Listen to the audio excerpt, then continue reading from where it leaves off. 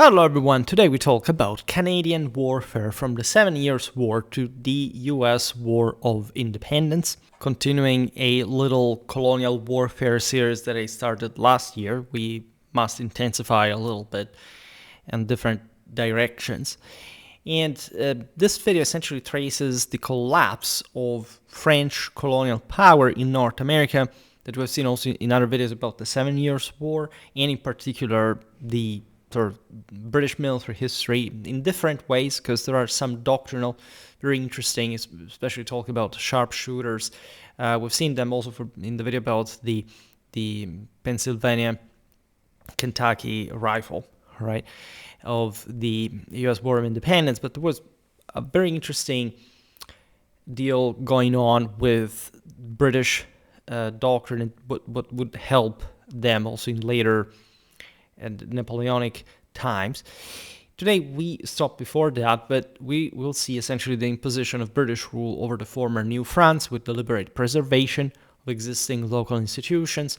We will also take a look at the failed continental invasion of 1775-76 that sought to detach the province from Britain during the US War of Independence, and the subsequent loyalist migration that profoundly altered the ethnic, social, and defensive character of British North America. Now, by the middle of the 18th century, New France remained, we've seen it in the video about the so up to the War of Austrian Succession, how, say, partially North America had constituted an interesting fighting ground. Things would escalate, however, in the second half of the 18th century. And this territory, by that point, was still a vast claimed one, rather than a directly controlled one with actually extremely limited European settlement. That, in relative terms, however, was starting to emerge for the broader political balance of the old world's warfare in quite important fashion. Enormous spaces, obviously, and many of them also uninhabitable, like just today.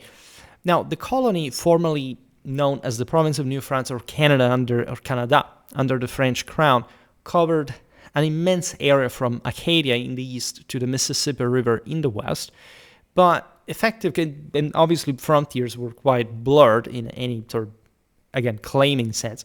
In fact, effective control was limited to settled areas and fur trade networks.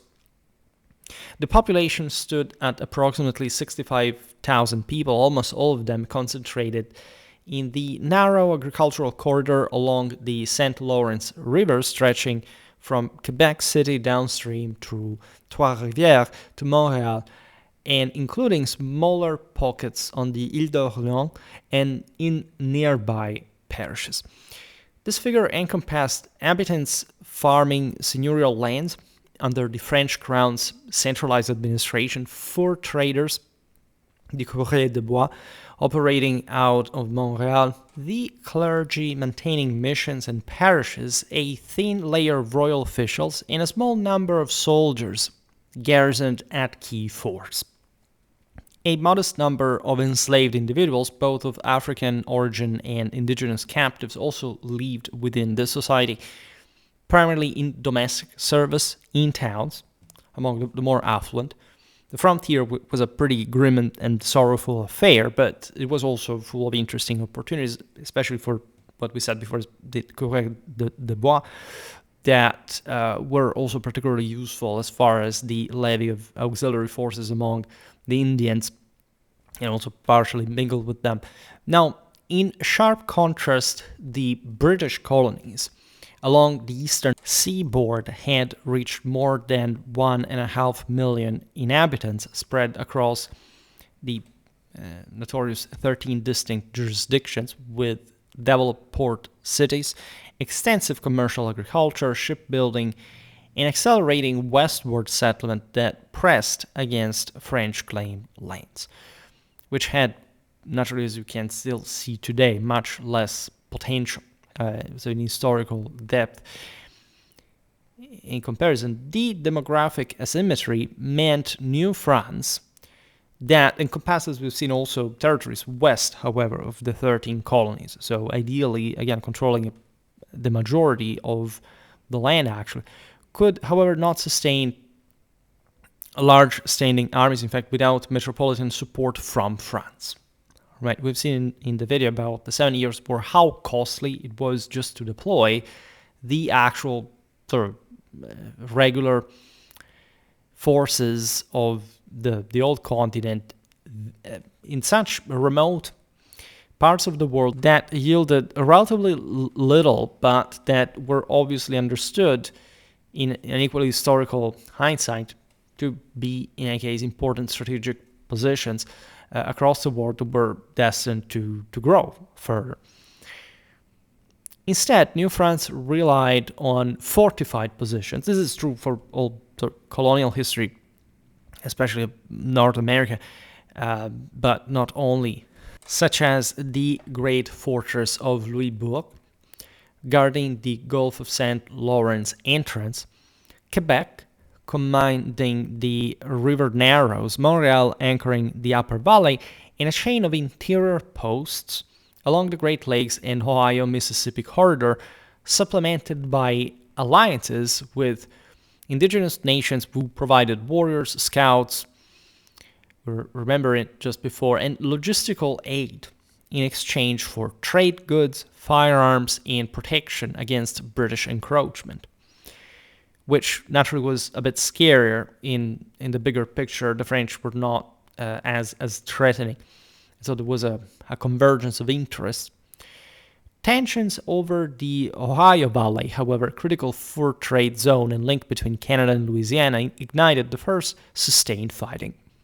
In spring 1754, Virginia Lieutenant Colonel George Washington led provincial militia. And this war began before the 7 Years' War at home, and so it overlapped. It would actually end before the 7 Years' War, but still, there was, at the outbreak of the war in the Old Continent, for different reasons already, operations. We, again, made pretty in-depth videos on this already, but in fact, I don't even need to tell you more.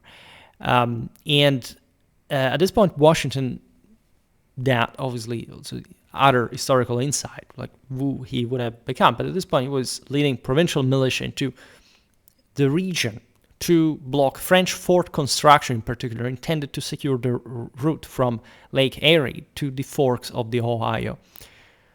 On May 28, Washington's men ambushed a French detachment under the French-Canadian officer Ensign Joseph de Jumonville, a member of a prominent military family from Verchères in the same New France. These were already sort of multiple generations colonists, obviously with important connections in France as well.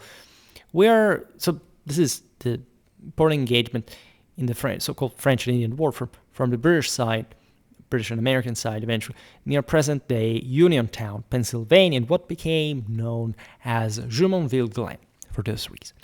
And remember what we said about the Pennsylvania Rifles, what kind of warfare was fought in the frontier, where you had essentially the core of line infantrymen, mostly militiamen from the colonies, and Indian auxiliaries. Everything was much more flexible, guerrilla hit and run, sort of commando infiltration operations, so on, styled, much less firepower, but still, right?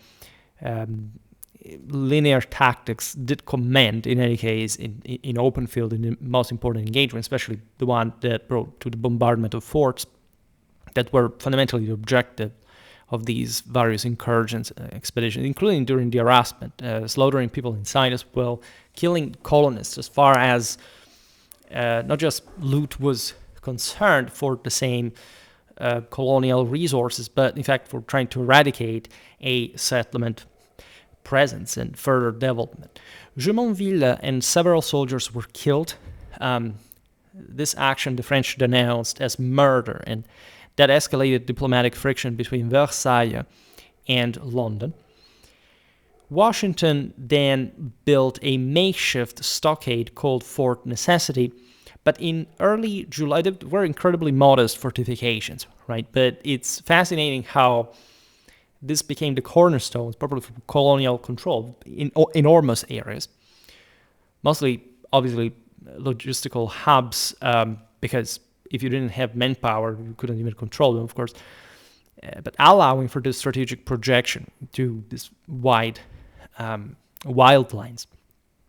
In early July, however, a larger French force, remember we're in 1754, reinforced by Canadian militia and indigenous allies, besieged the position of Fort Necessity, forcing surrender. In fact, after only a day of combat in pouring rain that ruined most of the defenders' powder and left them unable to resist effectively. The war widened dramatically in 1755. In July, Major General Edward Braddock advanced toward Fort Duquesne with roughly 2,000 British regulars from the 44th and 48th Foot and colonial provincials, all included 2,000. On July the 9th, while the column crossed the Monongahela River in a dense column formation typical of European campaigning, and the only practicable march formation, a smaller mixed force of Canadian militia and indigenous warriors launched a classic ambush from concealed positions in the forest that they knew, obviously, well, because there is, again, this sort of syncretism in terms of local warfare. The same Europeans know well this territories more than they know of Europe. The more time passes, concentrating fire on officers to sort of decapitate the enemy discipline and pack animals that would start running around to sow panic. Braddock was hit multiple times and died 4 days later. The army disintegrated, losing hundreds killed and wounded before Lieutenant Colonel George Washington, despite suffering from dysentery, which, as we know very well, was all too common in the armies of the time, losing more people to that than enemy weapons, helped rally survivors and cover the retreat.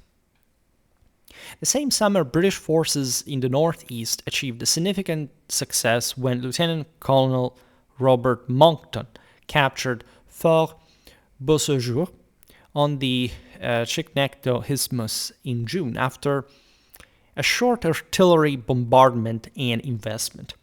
This border fort, built by the French in 1751 to counter British claims, guarded the contested boundary between Nova Scotia and Acadia. The victory gave Britain control over the land link between Nova Scotia and the Acadian Peninsula and prompted colonial authorities to begin the systematic deportation of the Acadian population in the autumn of 1755. Over the following years, thousands of French-speaking Acadians were rounded up, their farms and livestock confiscated, and transported by ship to other British colonies, to France or to Louisiana, where their descendants became known as Cajuns. The expulsion removed a substantial agrarian community that might otherwise have supplied French irregular forces or complicated British logistics in the Maritimes. Britain and France, as we were saying before, formally declared war in 1756 for all a set of different reasons that we're not going to digress today for Canadian history, but importantly incorporating the North American fighting into the global 7 Years' War. All right, it was not actually the very first war that was fought literally in every continent, but de facto, like by the scale of involvement, it can historiographically rise to that primacy. The Marquis de Montcalm arrived in Quebec that spring with 2 battalions of metropolitan regulars, the Régiment de la Reine and Régiment de Bourgogne, bringing professional training and discipline to the defense of New France, Nouvelle France. Although he sometimes clashed with Governor-General Pierre de Rigaud de Vaudreuil, a Canadian-born aristocrat who had served as governor of Trois-Rivières in Louisiana before becoming the last French governor-general of New France in 1755, other priorities, for example, Vaudreuil emphasizing guerrilla raids, indigenous alliances, and economy of force, while Montcalm favored more conventional European engagements, and this is a very interesting perspective on that. Montcalm pursued an offensive strategy as well against vulnerable British frontier positions. He was a really capable commander anyway. In August 1756, he personally directed operations against Fort Oswego on the southern shore of Lake Ontario.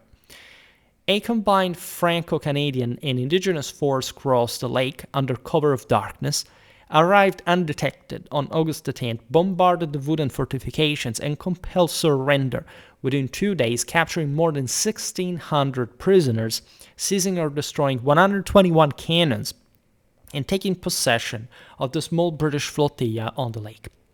All right, this was really a disaster for the British that, with this defeat, lost their naval capability on the Great Lakes for the season. The French supply lines now were well protected to the western posts. British inland offensives planning was disrupted. So you see that in spite of sort of different mindset, of course, strategic competence can shine everywhere. It can be also a matter of adaptation, of habituation, but leadership is not really a contingent matter. In 1757, Montcalm turned to Fort William Henry at the southern end of Lake George. The British garrison of approximately 2,400 men, including regulars of the 35th Foot, provincial troops, rangers, and a large civilian contingent, surrendered on August the 9th after a brief siege involving artillery, bombardment, and investment, as always, accepting terms that guaranteed safe conduct to Fort Edward.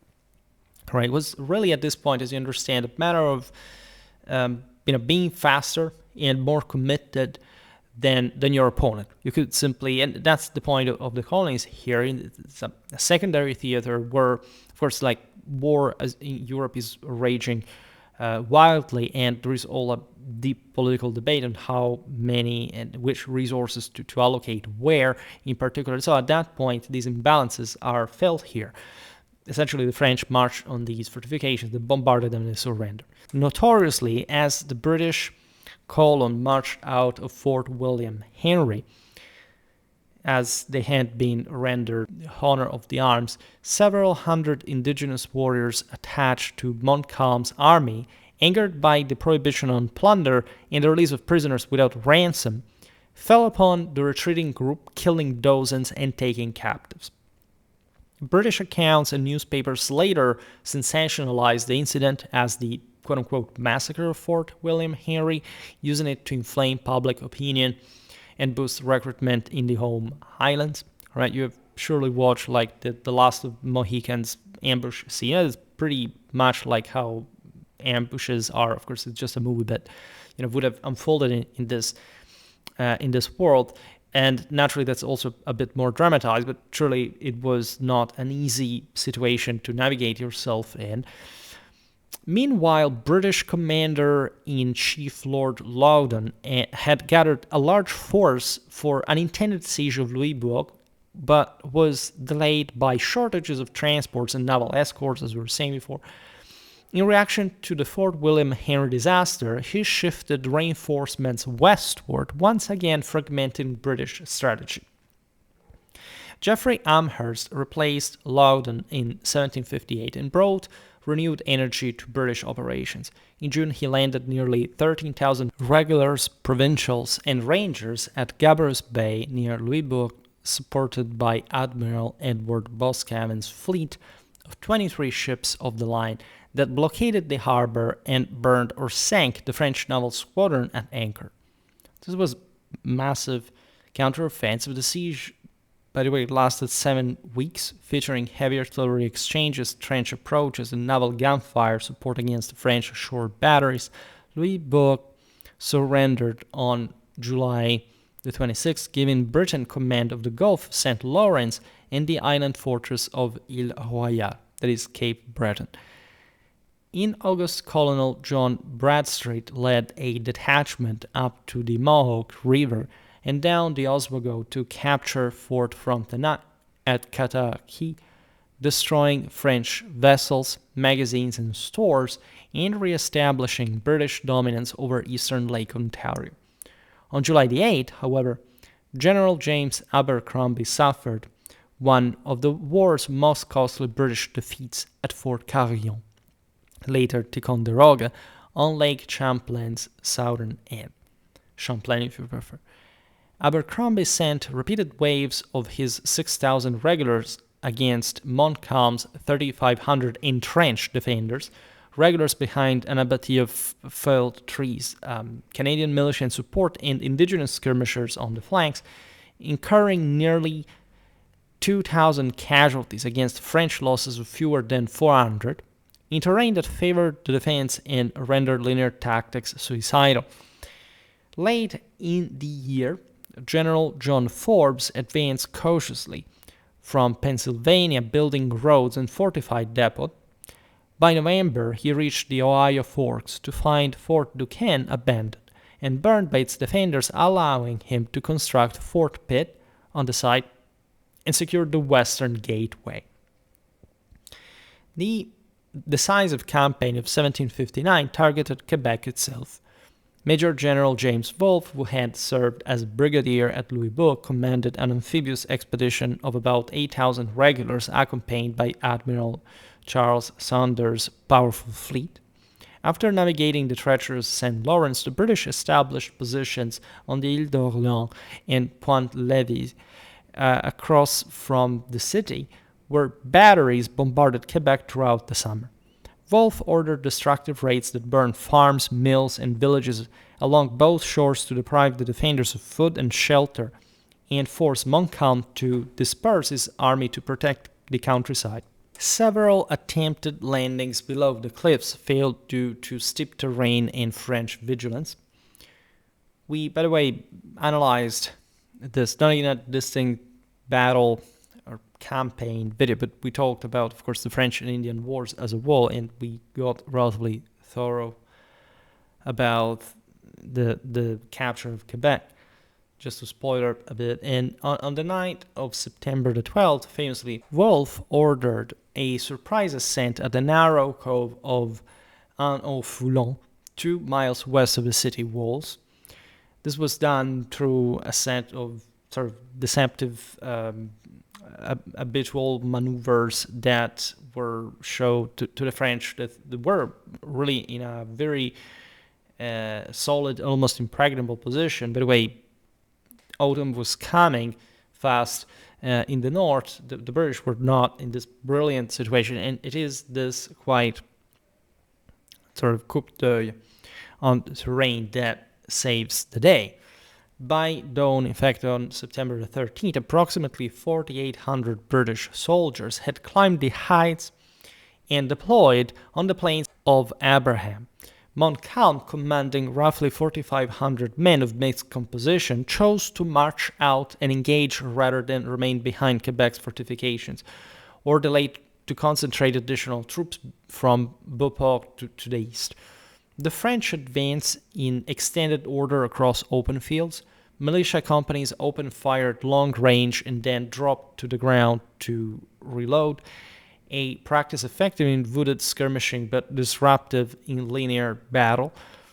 British battalions trained in strict fire discipline held their volleys until the enemy closed to within 40 or 50 yards, then delivered successive company salvos that shattered the French line.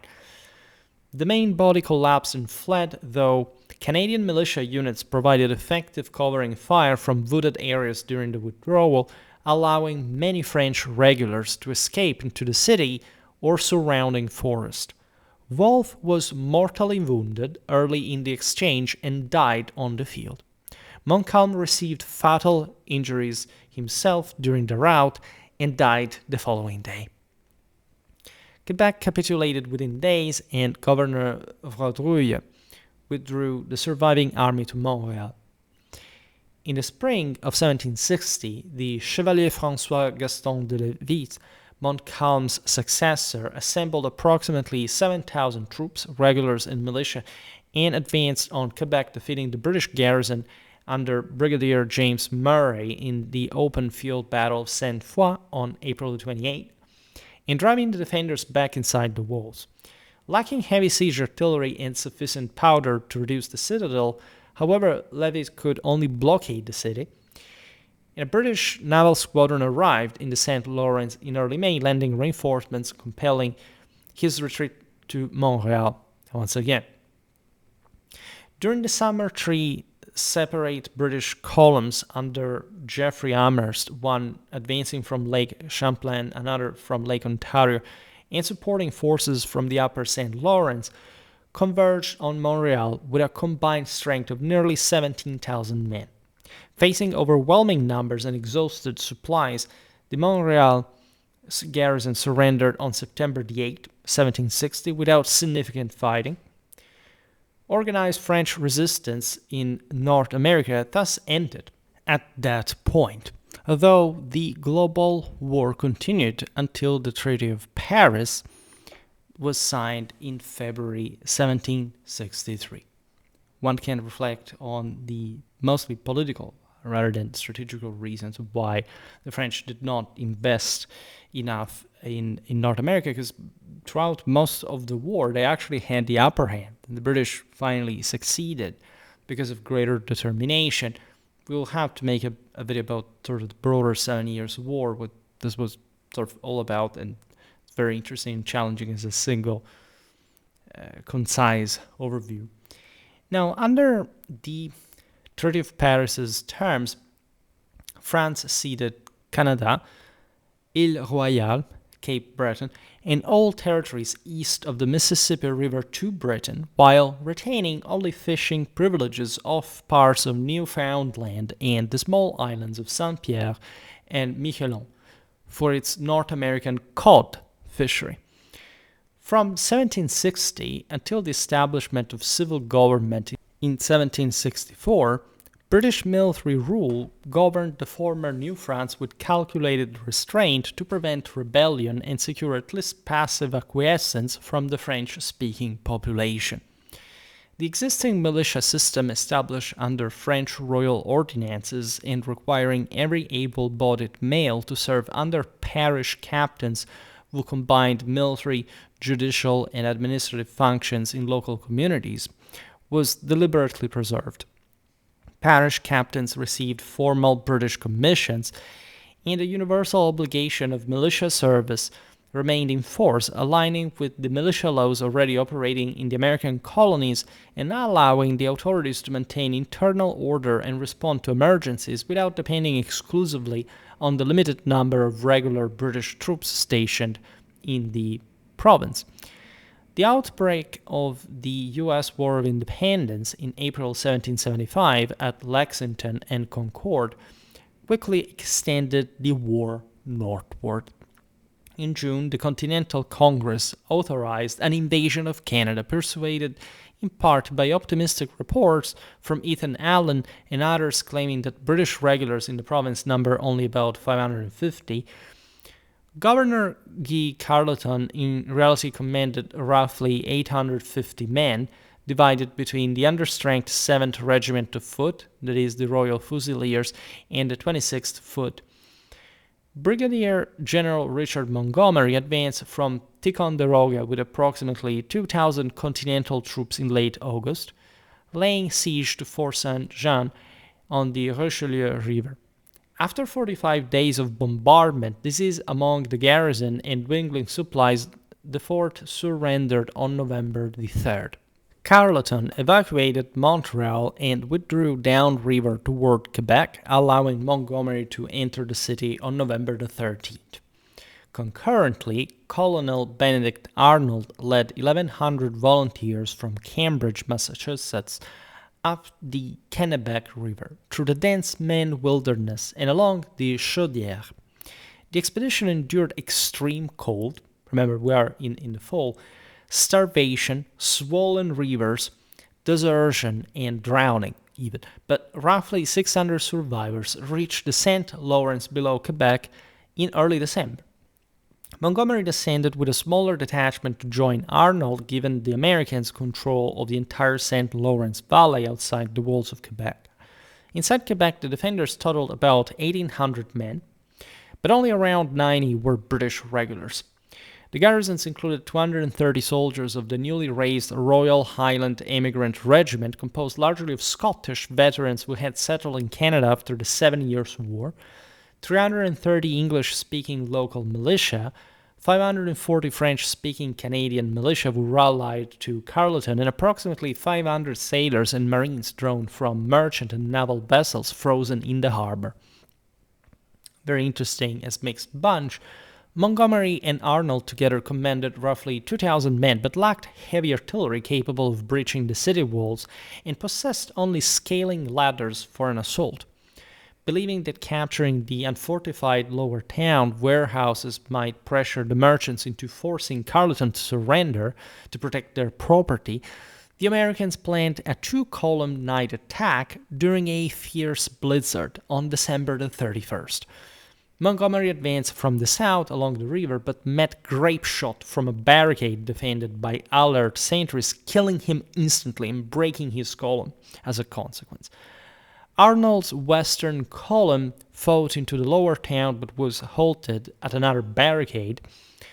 In general, like if you don't have an overwhelming sort of numerical superiority, given that you can't even properly move across the street, like if you're heading against a barricade, things are not ending particularly well.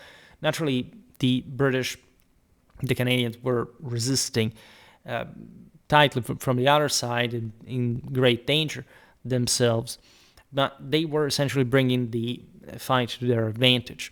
Arnold was wounded by a musket ball through the leg, and the assault collapsed with more than 450 Americans killed, wounded, or taken prisoner against very light defender losses. Arnold assumed command despite his injury and maintained a blockade through the harsh winter, receiving occasional reinforcements from the colonies but suffering devastating losses from smallpox that reduced effective strength to between 500 and 700 men for much of the siege. This tells you also how sort of small these affairs really were compared to sort of conventional war, even down in sort of in the colonies. British relief arrived in early May 1776, when a fleet brought 9 battalions of regulars, 5,000 Hessian and Brunswick auxiliaries, artillery batteries, and confirmation of Carleton's command. Facing superior numbers and no realistic prospect of reducing the city, the Americans abandoned their positions and retreated upriver. Carleton re-entered Montreal on June the 15th, and by the end of June, no Continental troops remained on Canadian soil. The invasion had mobilized nearly 10,000 American soldiers over 10 months, yet accomplished little beyond diverting some British reinforcements from the main theater around Boston and New York. Support from the French-speaking inhabitants, by the way, proved minimal. Linguistic and cultural barriers hindered cooperation. Revolutionary Republican ideology clashed with monarchical and Catholic loyalties. The church hierarchy actively discouraged collaboration by refusing sacraments to those who aided the invaders. And the Americans' reliance on rapidly depreciating continental paper money for requisitions alienated even those who might have been initially sympathetic to it.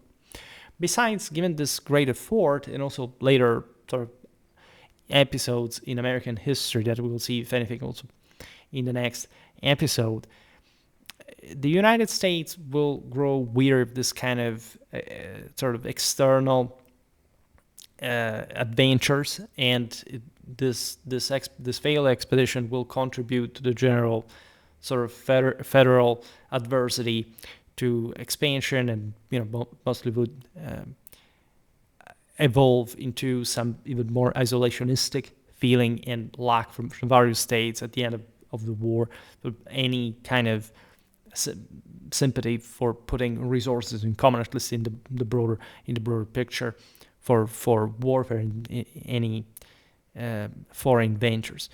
Now, in response to the invasion, Governor Carleton issued a new militia ordinance that formalized compulsory service for all males aged 16 to 60, placed companies under locally appointed captains, required annual musters and drills, and authorized the call-up of militia units for extended active service alongside regular troops whenever circumstances demanded, thereby reinforcing the defensive structure against any future incursion. They were just militia, but still, right?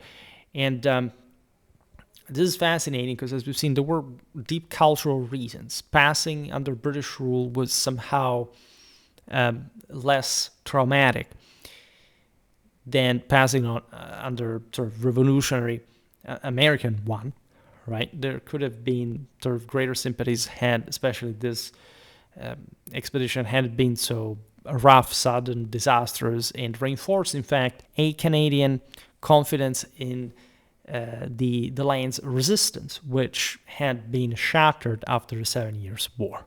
All right, and remember that in this sense, much of the let's say of the Americans in a broader sense that had fought against the Franco-Canadians was now still from the other side. Right, it was rather the British that controlled the North. Now, the Treaty of Paris, signed in September 1783 to end the U.S. War of Independence, triggered one of the largest migrations in early Canadian history, by the way, because between 60 and 70,000 loyalists, that is, colonists who had remained loyal to the crown during the war, fled persecution, property confiscation, imprisonment, and violence in the newly born United States of America, and sought refuge in British North America. Right? This is yet another aspect, that these lands were considered as relatively contiguous, right? They had not been under a single government for long, as we've seen, just like basically a generation, not even. But there was a general, let's say, repulsion from the side of many American loyalists to the new revolutionary ideas for different reasons. We have never really made so many videos about this, but still, it was preferable at that point to move to the north, to a country that, as we've seen, was not necessarily just cultural, religious adverse, but worse in general living conditions and opportunities. We're looking not just elites, as you understand from the numbers, right? And so, paradoxically, the greater glue was not much a national or religious affiliation, but of course, within the U.S. War of Independence, the term nation had a deep meaning. But in that sense, these people sought basically to stick to, well, the ancien regime, right? Even though the British, again, were somehow modernizing and secularizing differently from what we mostly call like the ancien regime in other countries, but still, right, they were a much more traditionally looking and, in that sense, sort of reliably acting force for those who had opposed themselves, not even necessarily fought against in arms the revolution. There were many of those too, but still. Now, a significant proportion of these several tens of thousands were former soldiers, in fact, who had served in provincial regiments raised to support British operations, including the King's Royal Regiment of New York, Butler's Rangers, the Queen's Rangers, the Lancers Brigade, and various associated loyalist corps. As we will see now, the especially Butler's Rangers that are, as we will recap later, were part of those very interesting British experiments that had been carried out during, in fact, the very French and Indian Wars, with units that therefore had been habituated to fight in the frontier and that were better suited for the North American theater during the same war of U.S. independence, even in the more sort of civilized, settled parts of the Atlantic coast, with 13 colonies. And so you have all also military capital, right? Some veterans with important, in fact, experience that could serve there to stiffen Canadian force, the Canadian military culture, all right?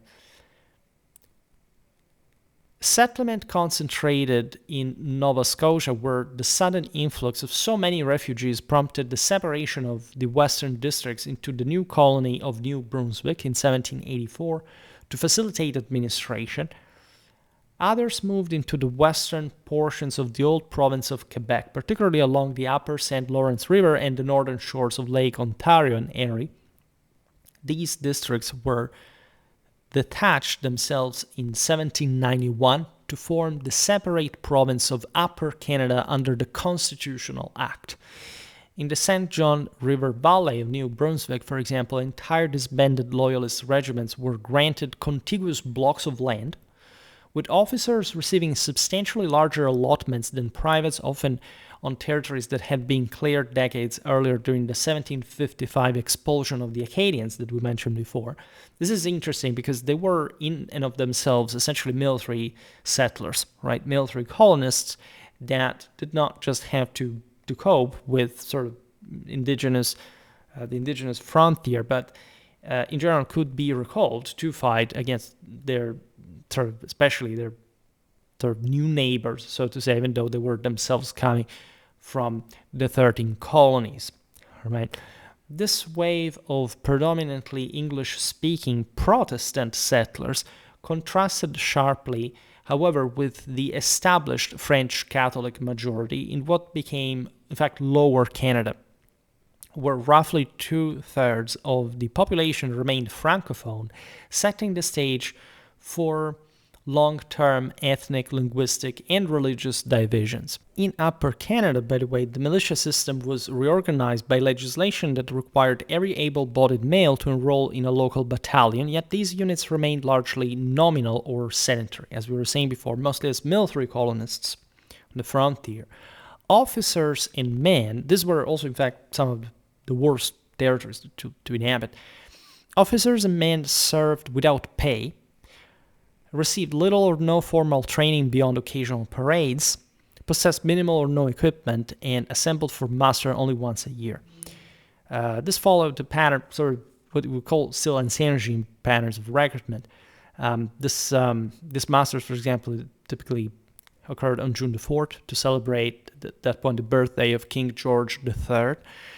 The sedentary militia functioned primarily as a territorial mobilization framework, right, providing a ready list of men who could be summoned to defend their home district in an emergency, while the professional British regular garrisons naturally stationed at strategic points such as Quebec, Montreal, Kingston, and Niagara bore the principal burden of defense against potential aggression from the United States in particular.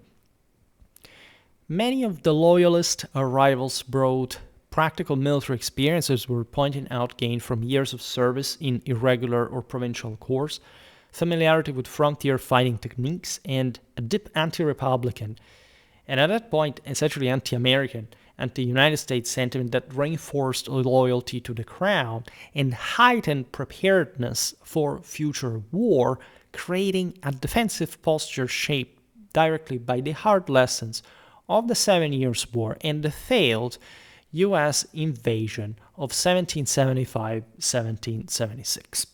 So here we finish at least with the strictly historical part. I'm very glad that we're talking more about 18th century warfare, something that we sort of left a little bit behind. Actually, colonial history, I saw, doesn't garner much views, right? And ours is also a bit like the British one, even sort of less. It's sort of strange. We should, however, this is because we didn't make enough about it over the years, right? Naturally, Schwerpunkt mostly evolved from, I always talk mostly, especially about the early modern warfare, and whenever we space into the 18th, the 19th, we were looking at sort of more general themes, like speaking about linear tactics, etc. Those videos, for example, receive views. I understand the patriotic kick here when I'm here in front of the analytics. I'll give you a bit of information here, where the American Pennsylvania Kentucky long rifle of the United States War of Independence gets routinely sort of lots of views from last year,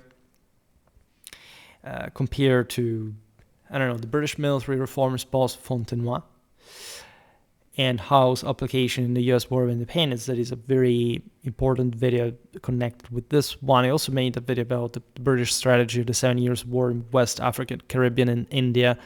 And not even Marlborough's Art of War, the Treaty of Den Haag, and the battles of Schellenberg and Blenheim made lots of views. And I wonder why, right? It's very strange. I don't know, probably because there are lots of videos on this topic already. Maybe, I don't know, people don't like. I have the impression, however, that there is this sense of, this is more like modernistic stuff. We're more interested in the, I don't know, maybe in the Central European side of the story. Yes, I know I modeled Schwerpunkt on that basis, but since we are evolving into something more encyclopedical, I thought that these battles, I'm here reading the one of Bergen, would be also interesting.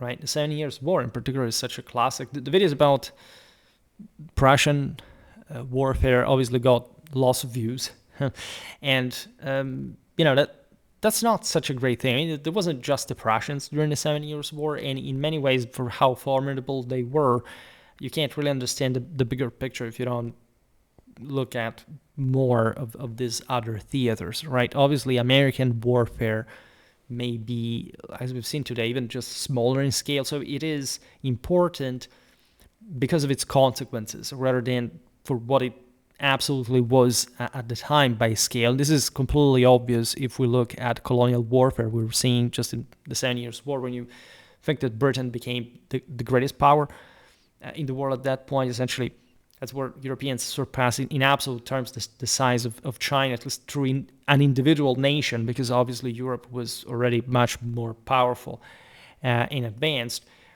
He realized that this happened through essentially a very ad hoc control of the coastlines across the world, a very robust navy. If anything, I shall talk more about the Royal Navy in 18th, 19th century naval warfare. So I really want to expand in this specific part of military history, and I'm really planning lots of sort of different videos to properly starting to bridge the gap that was created on Schwerpunkt for different reasons. So we are proceeding mostly through specials about that, because there is obviously always a lot to cover from a strictly theoretical point of view, sometimes with through the specials as well. We have really lots of good and important ideas if you're interested in general about, in fact, more contemporary warfare, etc. You should check that out. If I make videos about 20th century to 21st, the views come because they're sort of usually more controversial, more recent events that people are interested in for different reasons. The point is getting a bit better, like the entire deal, and not much just whether this seems like a detail topic as opposed to something more glamorous, right? So one has to be a bit of connoisseur of military history to appreciate certain aspects of the same. But it's only in fact through making different videos that you can acquaint people with these kind of topics they wouldn't otherwise go for, right? So there is always like a complicated mechanism in terms of strict introduction to these topics, and I see that overall, again, we can't even complain over the years. We should simply make more videos and build that confidence, that trust over time. So if you're interested in today's topic, by the way, there are, again, I just mentioned the main topics. There is also the video about the Gribeval system, right? That is, as you know, also quite core topic as a whole. If you look at French history, and there are this kind of backs and forths, right? Experiences garnered in these major, at this point, global theater-wise warfare that foster a sense of modernization. So obviously a moment of very pushed industrialization, gradual uniformation. This is how contemporary warfare was really taking shape, and mostly from armies like these that were really commanding the general developments. And yes, we remained also fairly concentrated just on the on the Western theater, we didn't talk so much Russian history, for example, since 2022, which is, I think, appropriate because it's not I want much to create a damage to Russia through this absence. It's mostly like gathering certain kind of people that don't understand really the difference between history, reality, and sort of subjective, emotional issues, and therefore I don't want to give them any satisfaction whatsoever. I don't want to feed them in any way. And I think we're doing a fairly good job after all, because the overall theme picking of Schwerpunkt has become, I must say, quite strategic, especially in the last several months or so, because we really started choosing topics for also proper purpose, not just saying, okay, well, let's roll the dice and see what we have to talk about today, right? It's more thought, and unfortunately I realized that, again, whenever there are some, this was a special, for example, but when there are some more basic sort of lottery extraction topics, etc., it's obvious that some of them may sound a bit more generic and or to theme based as opposed to events. For example, also today's video was not particularly in depth. We made the video about the French and Indian Wars. We talked there also about the Balearic Islands, for that matter, because this is properly a series about Canada, all right? But in the aforementioned two videos, this was a mini series about the British during the 7 Years' War, and it was light already at that point. But say we got in more details, for example, in the battle of the siege of Quebec, the battle of the plain of Abrahams, that today we sort of glazed over because we were talking about the general Canadian issue, all right?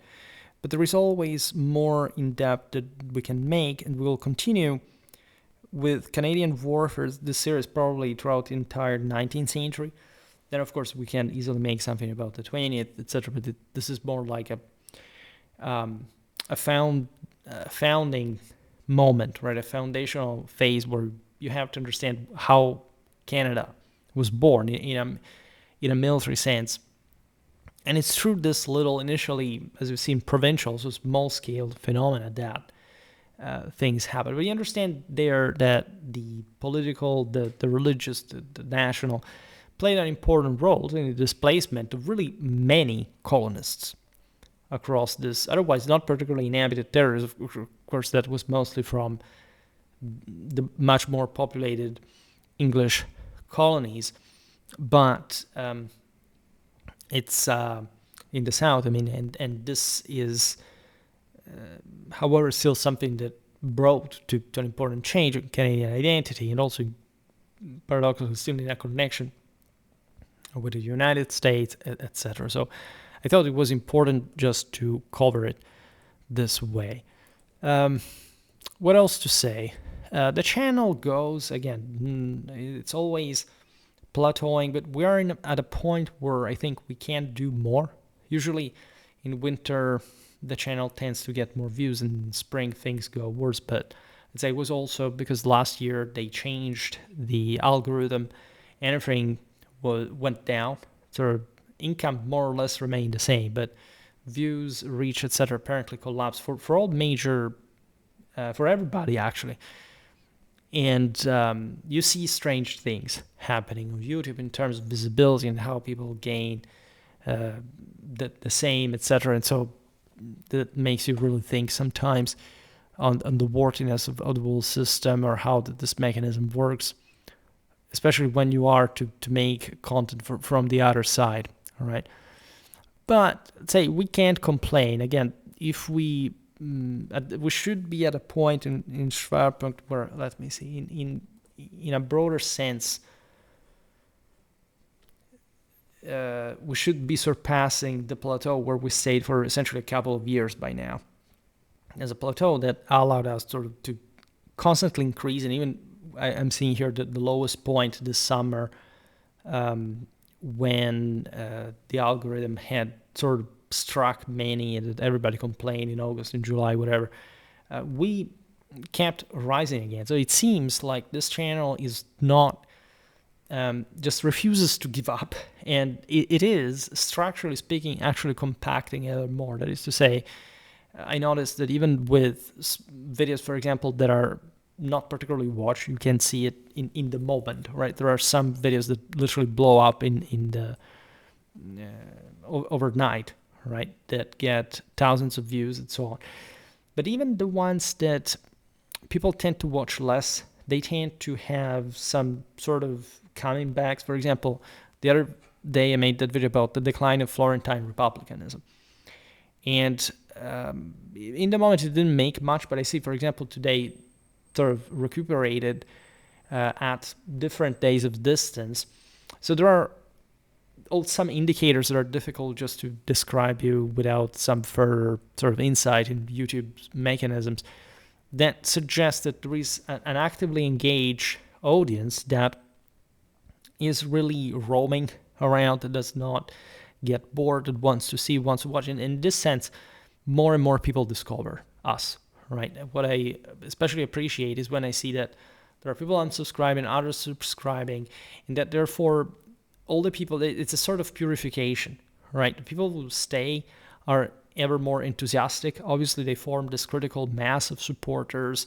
I thank you, obviously, always for the any kind of support, in particular to the members that both here and on Patreon decided to, that I don't have anything really in any meaningful sense for the, aside from stickers or other, I don't even know how to define it, so very simple things.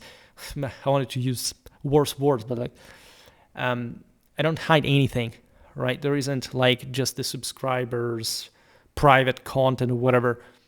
Everybody can watch, and therefore I feel even more grateful for all those who decide to subscribe, even with never being, I don't know. I think once I received in the hundreds of euros in a single donation. Other times I worked for others that gave me more, like they're in the thousands. But just seeing people that basically, like, I don't know, decide arbitrarily to pay me tens of euros in a month, that is completely gratuitous from their side, right? They decided that my channel was worth it and decided to pay. I mean, who does this? But sort of people really care and really want to say thank you. So I thank you back, because it strikes you that there are people who do this. It's say the money is appreciated, but as you know, I don't do it really for that.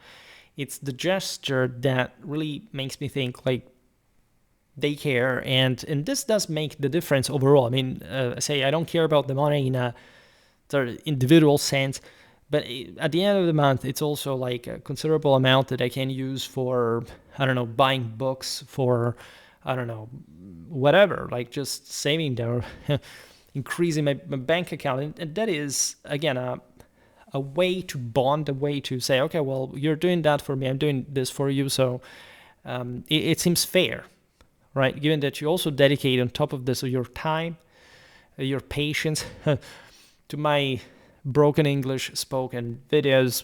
There are plenty of ads that I added, as you know, actually with not really with a light heart, because simply YouTube at some point started monetizing started inserting ads on my own content.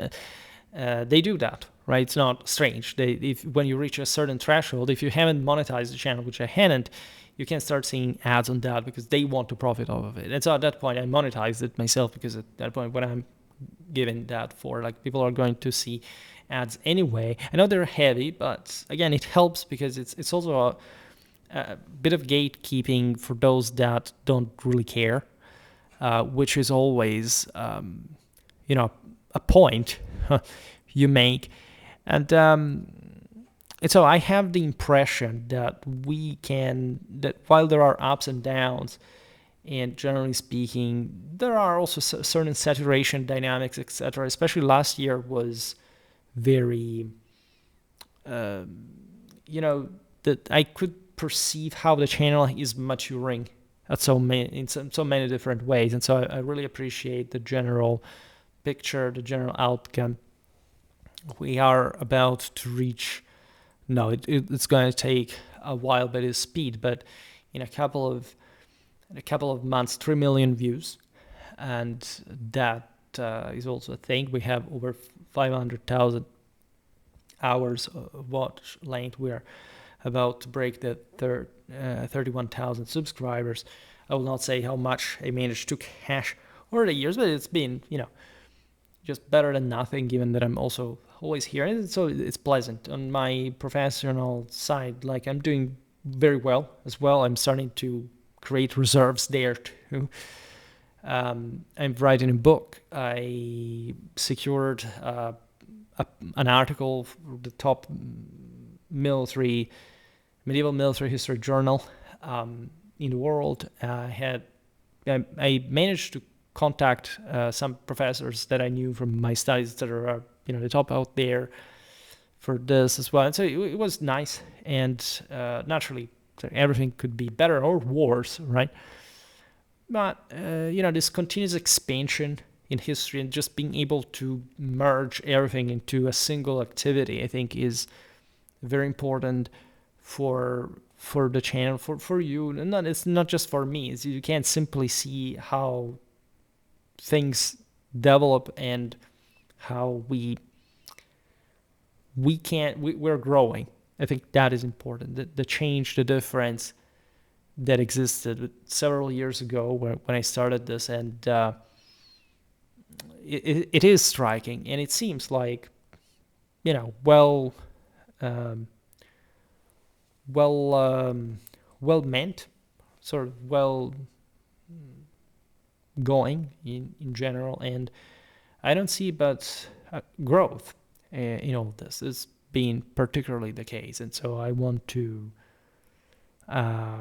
thank you in particular for all the support and all the substantial contribution that you provided. That really means a lot, right? And again, we're continuing, especially with 18th, 19th century warfare. We have to thicken the net here for 18th century warfare. Here I see 30. This is the 39th video. There are definitely too few. The fact that we didn't make even 50 or 60 videos, 70, 80, it means that we aren't there yet, and we have to quickly bridge the gap. For the rest, 21st century history, okay, that's relatively just began, but it's also a thing. 20th century, 52, well, it's already something. 19th century, something similar, 37, yeah. Actually, history, 37, warfare, 32 only, and that's where we must absolutely bridge the gap. And so again, well, I'll see, because I'm preparing stuff. I would like to do more medieval stuff in general, because that's the one that you mostly like. But you see, it's about proving that we can do else too. Right? It's the fact that, as I always say, even from my credentials, that even though again I got my title in medieval history, I don't consider myself as a medievalist. I consider myself as a military historian, as a polemologist, first and foremost. Right? So Schwerpunkt reflects that. Hence, also von Clausewitz, the Avatar, the entire sort of footprint of a channel that is obviously a lot about the Middle Ages, predominantly for obvious reasons, but it's just my personal bias. In general, the channel itself was born and will stay as a broader encyclopedia of warfare and of history in general, and other topics. And let's just make it work, right? We are the ones who decide how it really goes.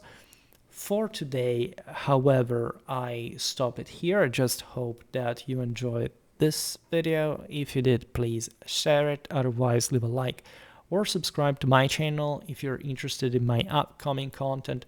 As always, I thank you heartily for listening to me. I wish you a nice time and see you next time. Bye.